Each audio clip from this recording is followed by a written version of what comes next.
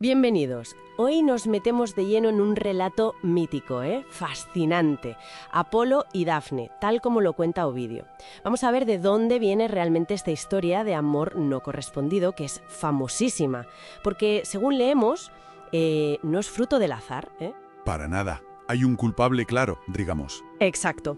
El texto lo deja muy claro desde el principio. El primer amor de Apolo, el que siente por Dafne, es consecuencia directa de la, y cito, rencorosa crueldad de Eros. Eso es. O sea que todo empieza por una venganza divina. Justo, a ver, la cosa arranca con Apolo, que acaba de vencer a la serpiente Pitón y estaba, pletórico, orgulloso. Normal, ¿no?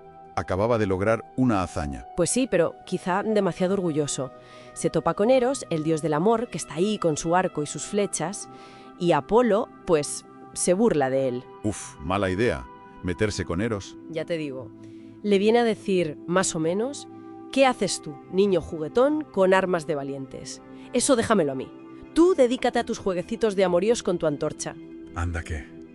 Menuda provocación. Le está menospreciando totalmente. Totalmente. Y Eros, pues imagínate. Pues claro, no se iba a quedar de brazos cruzados. Lo interesante aquí es su respuesta, que es súper directa. Reivindica su poder. ¿Qué le dice exactamente? Pues les peta algo como, vale, Apolo, tu arco atravesará todo, pero el mío te atravesará a ti, y mi gloria es mucho mayor que la tuya. Vamos, un desafío en toda regla. Orgullo divino contra orgullo divino. Exacto. Y Eros no pierde el tiempo, ¿eh? Se va al monte Parnaso y saca de su aljaba 2 flechas. Y aquí es donde la cosa se pone, interesante de verdad. 2 flechas distintas, ¿verdad? Muy distintas. Una es de oro, con la punta muy afilada. Esa es la que provoca el amor. Y esa va para Apolo, imagino. Directa al corazón. Bueno, Ovidio dice que en lo más íntimo atravesando sus huesos. O sea, un flechazo instantáneo y profundísimo. Apolo se enamora perdidamente en ese mismo instante. ¿Pero la otra flecha? La otra es todo lo contrario. Es Roma, sin punta y tiene plomo. Esta flecha lo que hace es generar rechazo, poner en fuga al amor. ¿Y esa es para Dafne?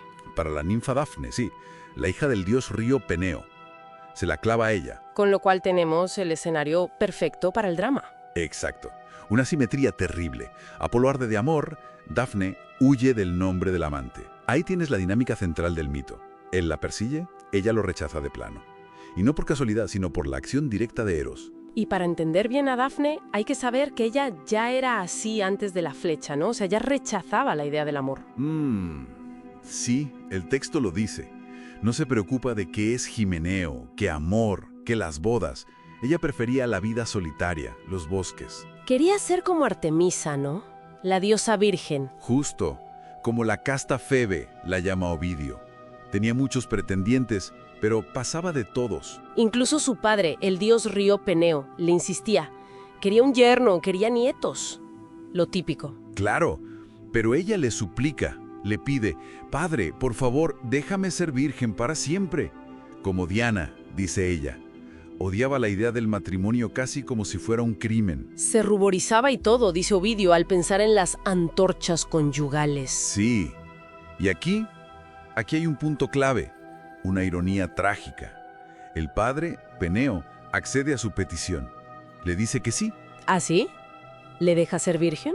Le deja, pero Ovidio añade una advertencia, ya sea del padre o del narrador, no está del todo claro. Dice que su propia belleza, ese mismo encanto, se opone a su deseo de virginidad. Tu belleza se opone a tus aspiraciones. O sea, que ya se veía venir que su belleza le traería problemas. Exacto. Es como un presagio. Aunque ella quiera una cosa y su padre acceda, las fuerzas puestas en marcha, la venganza de Eros, la pasión de Apolo y su propia naturaleza la arrastran hacia otro destino, la inevitabilidad. Entonces, resumiendo un poco, tenemos el orgullo herido de Apolo, la venganza calculada de Eros con esas 2 flechas que crean destinos opuestos. Amor irrefrenable en él, rechazo absoluto en ella. Y todo esto prepara el terreno para lo que viene después, la persecución desesperada y, la famosa transformación final de Dafne. Sí, queda ahí flotando esa reflexión, ¿no? Sobre cómo las emociones de los dioses, como el orgullo o la venganza, pueden tener consecuencias tan devastadoras e irrevocables. Y afectar a quien no tenía nada que ver, como Dafne, que solo quería vivir a su manera. Exacto, afectando incluso a quienes, como ella, solo querían seguir su propio camino, ajenas a esos conflictos divinos. Una tensión que desde luego marca todo lo que está por venir. Bien, pues, retomamos la historia justo donde la dejamos la última vez. Apolo, bueno, el dios del sol, las artes, completamente cegado por esa flecha dorada de Eros. Sí, persiguiendo a la ninfa Dafne sin descanso. Y ella, claro, con la flecha de plomo, sintiendo un rechazo total, huyendo desesperada. Exacto. Hoy vamos a meternos de lleno en unos fragmentos que tenemos titulados La obsesión de Apolo. La idea es ver cómo esa persecución se convierte en una auténtica obsesión. Cómo ese deseo inicial de Apolo crece y se transforma, ¿no?, con cada paso que da ella huyendo. Justo. El texto además es muy gráfico desde el principio. Describe la pasión de Apolo como un fuego. Sí, algo inmediato. Dice que nada más verla ya desea poseerla, casarse con ella. Y usan unas comparaciones muy potentes, ¿verdad? Su ardor es como la paja seca que arde después de la cosecha. O como los setos que se incendian si un caminante pasa con una antorcha y no tiene cuidado. Son imágenes de algo muy rápido, muy incontrolable. Y añade esa frase clave. Alimenta con su esperanza un amor estéril. O sea, desde el principio nos dicen que eso no va a ningún lado. Claro, es una pista clarísima. Y esa idea de esterilidad, de que no hay futuro, se refuerza con un detalle que a mí me parece fascinante que recoja la fuente. ¿Cuál? Pues que sus propios oráculos, su don divino, le engañan. Está tan cegado por el deseo que ni su propia capacidad de ver el futuro le sirve. Ostras, eso es fuerte. Que ni él mismo pueda ver la realidad de la situación. Exacto. Y esa ceguera se nota mucho en cómo la mira. El texto se recrea en esa mirada. Admira su pelo, así despeinado por la carrera. Sí. Sus ojos, que dice que brillan como estrellas, sus labios que no le basta con haberlos visto, los dedos, las manos, los brazos. Es casi febril la descripción. Y culmina con esa idea que es, muy reveladora. Lo que está oculto lo imagina mejor. Eso es la definición perfecta de la idealización obsesiva, ¿no crees? Totalmente. No está viendo a la persona real, a la ninfa aterrada que huye. No, para nada. Ve una proyección de su propio deseo, un deseo además hinchado por la magia de Eros. Se construye una imagen perfecta a partir de trozos y asume que lo que no ve es todavía mejor que lo que ya le parece increíble. Es la mecánica pura de la obsesión. Llevada al extremo divino, sí. Pero Dafne, claro, no se para. El texto dice que es más rápida que la ligera brisa. Y ahí es cuando Apolo empieza a suplicar. Empieza el intento desesperado. Le pide que pare, le insiste. Oye, que no soy un enemigo. Que no la persigue como un depredador, no. Como el lobo a la oveja, dice. Sí, intenta tranquilizarla, pero... Pero entonces llega una parte que a mí me llama mucho la atención. Le ruega que no corra tan deprisa por sitios peligrosos, pero fíjate en el motivo. A ver. No es tanto por ella, por si se hace daño, sino para que él, Apolo, no sea motivo de dolor si ella tropieza y se hiere. Ahí está. Es un giro totalmente egocéntrico. Sí, sí. Todo pasa por su propio filtro, por cómo le afecta a él. Incluso cuando le pide que vaya más despacio. ¿Qué le dice? Añade algo como para que yo pueda seguirte con mayor moderación. O sea, el universo gira a su alrededor, incluso en plena súplica desesperada. Es la voz del deseo puro, no hay empatía ahí. Es chocante ese contraste, ¿verdad? Un dios suplicando, pero desde una perspectiva tan suya. Pues sí. Y esa desesperación le lleva a jugar la carta que cree que le queda. Revelar quién es. Claro, como si su currículum divino pudiera anular la flecha de plomo. Exacto. Empieza a enumerar. A mí me obedece Delfos, Claros, Ténedos, Pátara. Menciona a su padre, a Zeus. Es un intento de impresionar, de abrumar con su poder. Y no se queda ahí, ¿eh? Sigue presumiendo de habilidades. Se presenta como el dios de la profecía. Por mí se sabe lo que va a hacer, lo que ha sido y lo que es. Ajá. Habla de su música, de la lira. Y luego, de la arquería. Mi flecha es certera, afirma. Y justo ahí viene la gran ironía. Justo, porque después de presumir de puntería, tiene que admitir, pero más certera que la mía, ha habido otra flecha que me ha herido a mí en mi vacío pecho. Es una admisión brutal. Reconoce que hay otro poder, el de Eros, que le ha ganado en su propio terreno, con las flechas. Sí. Y la ironía ya es máxima a continuación, porque presume de haber descubierto la medicina, de que le llaman auxiliador en todo el mundo, de conocer el poder de las hierbas, para justo después lamentarse. «Ay de mí, pues el amor no puede curarse con hierba alguna. Estremiano. Y no sirve de nada a su dueño la ciencia que a todos beneficia». Es demoledor, el gran dios sanador impotente ante su propia herida. Exactamente. Esa confesión es el corazón de la tragedia de Apolo en este episodio. El texto usa al dios del conocimiento, de la curación, para mostrarnos de forma muy cruda los límites de todo ese poder frente a algo tan irracional como un amor obsesivo inducido por magia. Su ciencia, su arte, su capacidad de ver el futuro. Nada le sirve en ese momento. Es la impotencia divina en estado puro. Así que, bueno, el análisis de estos fragmentos nos deja esa imagen, ¿no? Un dios que parece tenerlo todo reducido a recitar sus títulos y poderes en un intento, pues, bastante patético, la verdad, de detener a alguien que lo rechaza. Y al mismo tiempo revelando su absoluta vulnerabilidad. Eso es. La súplica de Apolo, tal como la describe la fuente, nos muestra la intensidad de su deseo, sí, pero sobre todo nos grita la inutilidad de su poder divino frente a esa magia concreta de Eros y la aversión total de Dafne. Nos hace pensar en los límites del poder, ¿no? Incluso para los dioses del Olimpo. Sin duda. Y esto nos lleva a una última reflexión, creo, que surge de estas líneas. Dime. Si Apolo, que es el dios que supuestamente lo sabe todo, pasado, presente, futuro, y que además domina la curación, ¿no puede ni prever ni sanar su propio mal de amores? Uf, buena pregunta. ¿Qué nos dice eso sobre la naturaleza incontrolable de ciertas emociones, ya sean humanas o divinas? Quizás sugiere que hay partes de la experiencia vital que simplemente escapan a cualquier control, a cualquier conocimiento o poder, por muy grande que sea. Una idea potente para seguir dándole vueltas, desde luego.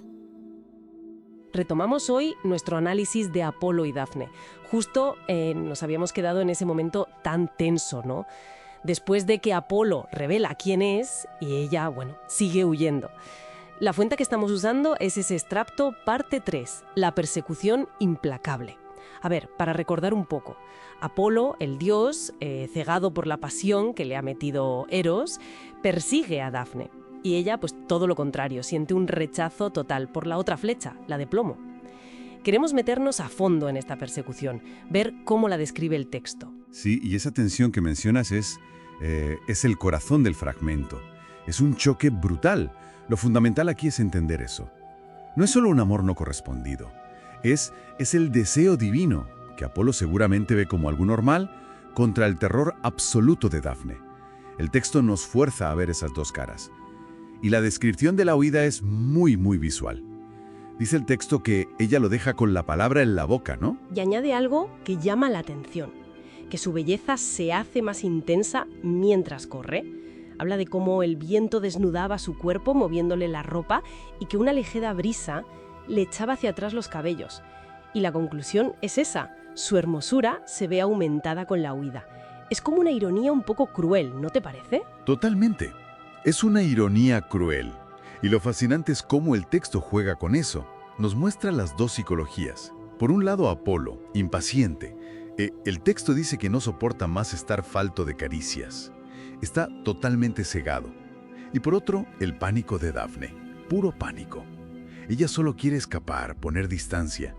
Vemos la persecución desde los ojos de ambos, y son mundos aparte. Y entonces llega esa comparación tan fuerte, casi salvaje, diría yo, para describir lo cerca que está. ¿Qué nos dice eso del perro de caza galo y la liebre? Como cuando un perro de la Galia ha visto una liebre, así lo describe. Es una proximidad que te pone los pelos de punta.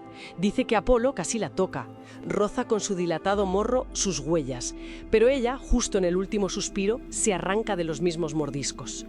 Uf, la tensión ahí es máxima. Ese símil es clave, sí.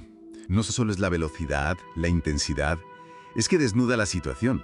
La deja en lo básico. Depredador y presa. Se acabó cualquier idea romántica. Y además el texto le da a Apolo una ventaja extra, algo divino. Dice que es más rápido por las alas del amor. O sea, no es solo fuerza física, hay un poder superior empujándole. Eso hace que la huida de Dafne sea todavía más desesperada. Claro, la desigualdad es total. Y esa desigualdad la lleva al límite. El texto la pinta ya, agotadas sus fuerzas. Ella palideció, está vencida por el esfuerzo, justo cuando llega a la orilla del río Peneo. Y es ahí, en ese punto, al borde del río de su padre, cuando lanza su última carta. Suplica ayuda. Cito lo que dice el texto. «Ayúdame, Padre», exclama, «si los ríos tenéis poder divino. Haz desaparecer con un cambio esta figura, con la que he gustado en demasía». ¿Qué palabras? Dirigidas a Peneo, el dios río. Esa súplica. Analicémosla un momento, porque es fundamental. Es el giro de guión. Dafne no pide escapar sin más. Pide una transformación, un cambio, dice. Quiere eliminar la causa de todo, su propia belleza. Eso que ha traído a Apolo. Es una renuncia a su forma física, casi a quien es, porque esa belleza, por culpa de Eros y Apolo, se ha vuelto una maldición. Y pide ayuda al poder divino de su padre, como única salida. Ya veo. Si lo miras en conjunto, su petición es un rechazo total, absoluto, a todo lo que le han impuesto los dioses. Es su forma de resistirse a ese destino que no eligió. Busca anularse a sí misma para, bueno, paradójicamente, sobrevivir. Así que nos quedemos ahí, con esa imagen. Dafne al límite, pálida, agotada, en la orilla del río de su padre, pidiendo dejar de ser ella misma. Y su destino, pues, en el aire, pendiente de lo que haga Peneo. Exacto. Ese instante es la culminación, la desesperación mortal frente al deseo divino que no entiende un no. Y esa petición de un cambio es tan radical que te deja pensando, a ver, ¿qué tipo de metamorfosis podría ser una salvación real? ¿Qué cambio podría protegerla de verdad de un dios como Apolo? Esa pregunta, bueno, se queda flotando, ¿verdad? Justo en el umbral de lo que vendrá después. Hoy vamos a sumergirnos en un momento fascinante de la mitología, la transformación de Dafne. Tenemos un extracto, que se llama La transformación y el legado del laurel, y nos cuenta justo ese instante. Un momento crucial. Sí, porque más allá de la persecución y el amor no correspondido, que ya es potente, lo interesante es cómo el poder, en este caso el de Apolo, resignifica la resistencia de Dafne. Totalmente. Cómo se apropia de ese acto de huida. Eso es. El texto nos sitúa justo ahí, en el clímax. Dafne está agotadísima, Apolo casi la alcanza y ella suplica ayuda a su padre, el río Peneo. Y la ayuda llega, pero de una forma... Inesperada. Pues sí, dice el texto. Apenas acabado el ruego, un pesado entorpecimiento se adueñó de sus miembros. O sea, la metamorfosis empieza casi al instante. Es increíble la descripción, ¿verdad? Muy vívida. El pecho se le empieza a rodear de fina corteza. El pelo le crece como si fueran hojas. Los brazos se le alargan en ramas. Es una imagen muy potente. Y los pies, claro. Esos pies que corrían tan rápido, ahora se clavan en la tierra, se convierten en raíces lentas. Pierde toda movilidad. Exacto. Y su rostro, su cara, se transforma en la copa del árbol. Pero, y esto me parece clave, el texto recalca que conserva su belleza. Eso es fundamental. Es fascinante cómo se enfatiza esa pérdida de movimiento, esa fusión con la naturaleza, pero a la vez la belleza sigue ahí. Es como si su esencia, o parte de ella, perdurara. Y eso es crucial para entender lo que hace Apolo después. Claro, porque Apolo llega y no se rinde. Sigue enamorado de ella, incluso transformada en árbol. Ya. El texto dice que pone la mano en el tronco y siente el corazón latir todavía bajo la corteza nueva. ¡Qué imagen! Y abraza las ramas como si fueran los miembros que perseguía, e incluso besa la madera. Es, de una intensidad brutal. Pero aquí viene lo interesante. La madera rechaza sus besos. O sea, la resistencia de Dafne continúa. Sí, incluso en esa forma. Es una negativa total. Exacto. Una resistencia pasiva, pero clarísima. Y es justo ese rechazo final lo que lleva a Apolo a hacer esa proclamación. Ahí está la clave de la resignificación que decías antes. Justo. No puede tenerla como esposa, así que decide qué será. Y lo dice tal cual. Y, puesto que no puedes ser mi esposa, en verdad serás mi árbol. A partir de ahí, se apropia del laurel. Lo convierte en su símbolo. Decreta que el laurel adornará siempre su propia cabellera, su cítara, la lira, y su aljaba, donde lleva las flechas. Lo asocia directamente a sus atributos divinos. Pero no se queda ahí. Lo proyecta al mundo humano, al poder. Dice que el laurel acompañará a los generales victoriosos en los triunfos romanos. Camino del Capitolio, un símbolo de victoria militar. Y que protegerá la casa de Augusto, el emperador, junto a la encina, que era otro árbol sagrado. Le da un estatus casi imperial. Claro, lo vincula directamente al poder romano. Y añade que, como él, Apolo, es eternamente joven, pues el laurel también tendrá ese honor perpetuo, ese verdor constante. Una conexión total con su propia inmortalidad. Y la fuente termina esa parte diciendo, Había acabado Peán, que es otro nombre de Apolo, el laurel asintió con sus ramas recién creadas. Uf, ese asintió es ambiguo, ¿verdad? ¿Asintió de verdad o es la interpretación de Apolo, que ya lo ha hecho suyo? Buena pregunta. Pero lo importante es el mecanismo. Ante el rechazo, Apolo no se retira, sino que transforma el símbolo. Exacto, el árbol que nació de la huida y la resistencia se convierte en un emblema de gloria, de victoria, de honor imperial de las artes, todo ligado a él. Es una apropiación simbólica en toda regla. Y la mención a los triunfos y Augusto lo ancla muy bien en la cultura y el poder romanos. Ya no es solo un mito griego, es un símbolo romano también. El texto también nos da una pequeña descripción del hogar de Peneo, el padre de Dafne. Sí, el contexto geográfico. Nos habla del valle de Tempe, en Emonia, un lugar de bosques abruptos.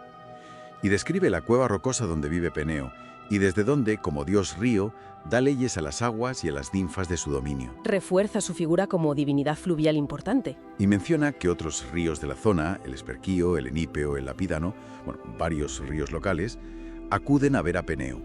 Y lo curioso es que no saben si felicitarle o consolarle por lo que le ha pasado a su hija. Claro, le da una dimensión social, por así decirlo, dentro del mundo de los dioses fluviales.